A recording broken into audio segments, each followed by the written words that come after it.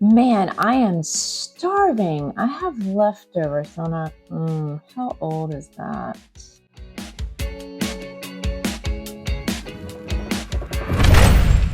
That 6 p.m. negotiation, has that ever happened to you? It's not a willpower issue. It's not a discipline issue. It's likely something else. And what I'd like to do today is talk about what that something else is and how to fix it. We won't be talking about anything complicated. And it's not that you're not getting any of it, it's that you're not getting enough. That's likely where the gap is. And it may be impacting your mood, your focus, your energy, or maybe even muscle retention, which is a key factor to longevity. So let's get into it. Once we walk through what the gap is, then I'll provide some recipes on how to close that gap, then end with a change you can make to start seeing a difference. For today's recipes, we'll walk through a dinner that comes together in under 30 minutes, and then that supports a healthy lunch that comes together in under 5 minutes. And then we'll end with a snack that has multiple servings and clocks in at a prep time of under 5 minutes, and you'll be saying, why haven't I had this before? But first, who am I and why am I telling you this?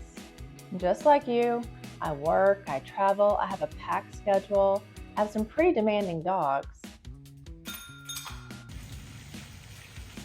Yeah, that's a thing.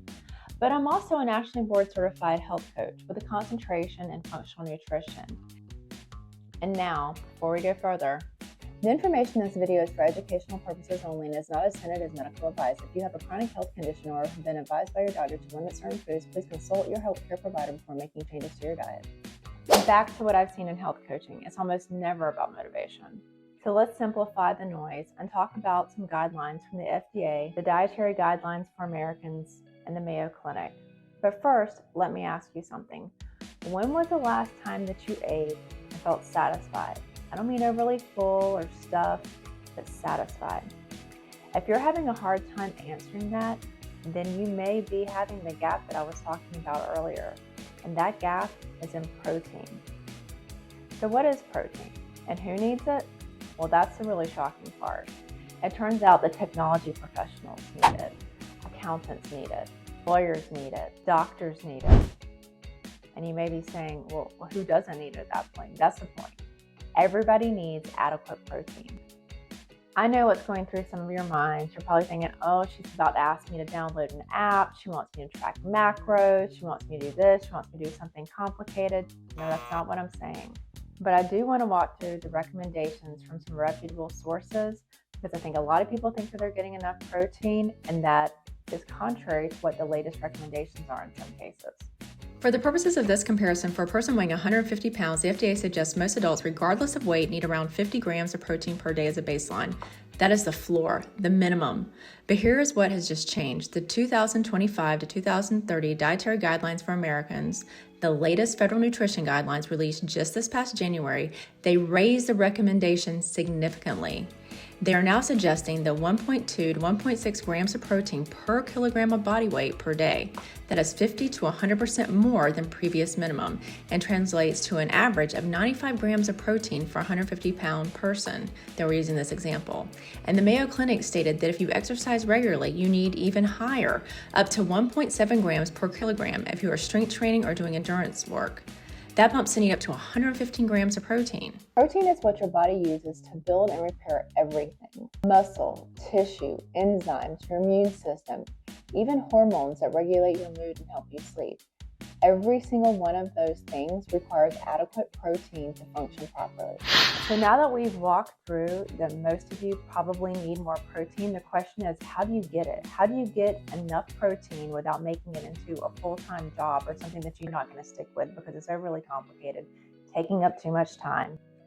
Let's walk over to the kitchen now to make some recipes that aren't overly complicated and can get you eating adequate protein in no time.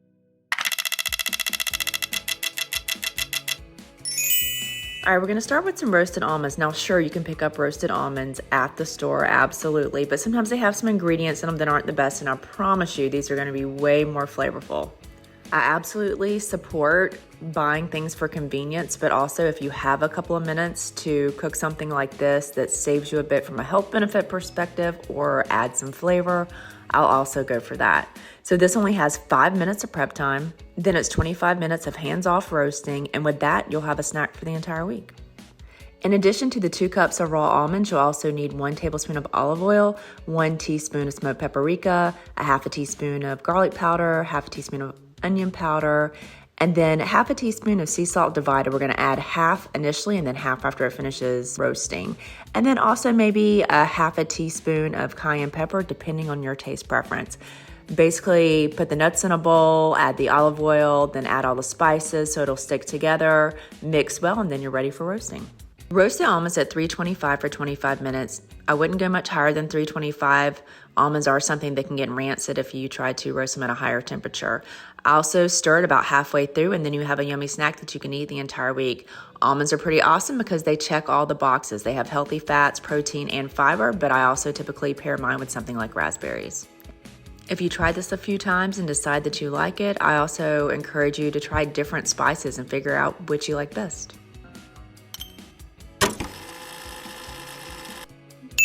All right, next up, we're gonna make my favorite dish for protein. That is roasted salmon. We'll also have some white beans and greens. And what this is gonna do is it's gonna have everything prep time in around 10 minutes. And then it'll also give you the foundation for what we're gonna pack for lunch the next day to close out the recipes. So what you'll need for this, you'll need 2 salmon fillets. What I love about this is that they can be frozen. You can get home and say, oh, I forgot dinner, and take these right out. You'll also need 2 tablespoons of olive oil for this, or you could also use avocado oil. You'll need 1 zucchini that you'll slice up, about 3 cups of spinach, 1 can of cannellini beans, dried and rinsed, 1 lemon, and salt and pepper. All right, starting with those salmon fillets, as I mentioned, you can take them right out of frozen from the freezer, put those on a roasting pan, go ahead and start broiling your oven on low broil. Then brush the salmon with olive oil or the avocado oil, sprinkle some seasoning of choice in there, slide that in the oven for 20 minutes. In the meantime, walk over to the stove, add the cannellini beans to a pot, put that on low, doesn't get much easier than that. Then another pot on the stove, go ahead and add some olive oil, add the sliced zucchini to that, go ahead and cook that for about 5 minutes. Then add the spinach straight to the pan that already has the zucchini in it, let it wilt down, mix it together well. Then within about 5 minutes, you can go ahead and take all of the vegetables and beans off the stove. You're going to want to mix some, again, a little bit of extra virgin olive oil and lemon juice into the beans and mix that up well. And then before you know it, the timer's gonna go off on the salmon and you're done with dinner in under 25 minutes. So there you have it, dinner with about 30 grams of protein, minimal prep time. You have fiber from the beans, you have healthy fats from the salmon itself, as well as the extra virgin olive oil, and you have extra vegetables for tomorrow's lunch, which is where we're gonna head to next.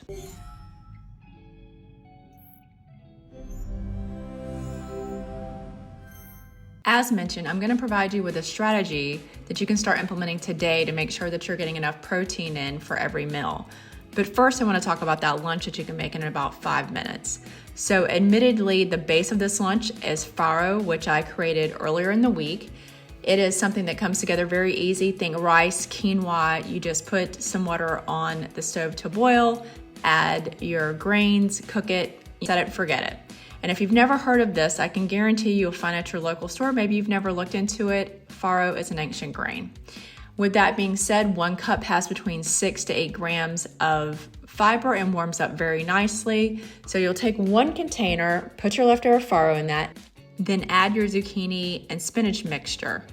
Put that away in a bowl together because that will be warmed up when you go to have your lunch. Separately, what I want you to do is put a smaller bowl where you can add some Kalamata olives, some feta cheese, a little bit of extra virgin olive oil, drizzled on top of that, and maybe a dash of oregano. Put a lid on that. That's gonna be kept cold. You're not going to warm that up. You'll just add it to the top after you warm up your farro and vegetables.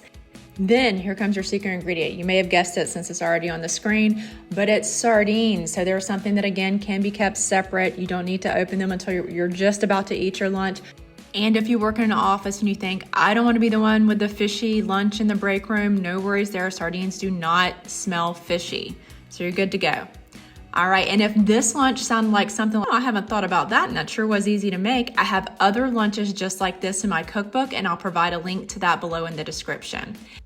And now I'd like to wrap up today with that strategy that I mentioned that you can implement today to ensure that you're getting enough protein for every meal.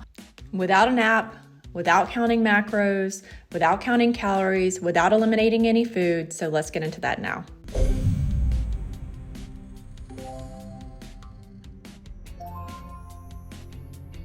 Whew, that was a lot of work. No, it really wasn't. In just under 30 minutes, we made a nice dinner. With that, we had leftovers. We made a lunch in under 5 minutes, and we made enough roasted almonds for the entire week. Has something resonated with you in this video? Maybe you're thinking about a time that you didn't have adequate protein. I'd like to know. And not only would I like to know, it helps others watching this video know that they're not alone in this. All right, what's next? Where do we go from here? What I would like for you to do is to make a list of 10 proteins that you like to eat. Not something that a family member likes for you to eat, not something that someone else has told you to eat, but 10 proteins that you will actually eat. And then I want you to take from that list for every meal, for every snack, and pair that for the next couple of weeks. Note how you're feeling. Is your energy better? Are you sleeping better? Anything like that. And if coming up with a list of 10 of those seems like too much for you, you're just getting brainstorming block, then I have come up with the list of the 10 proteins that I eat most common. That's part of my Meals and Minutes guide, and there's a link to that below. And then maybe you think, well, maybe I don't like the same things as you. I just saw you make some sardines for a lunch. And if you don't want to brainstorm the proteins on your own and you don't want to use mine, I've got you covered there too.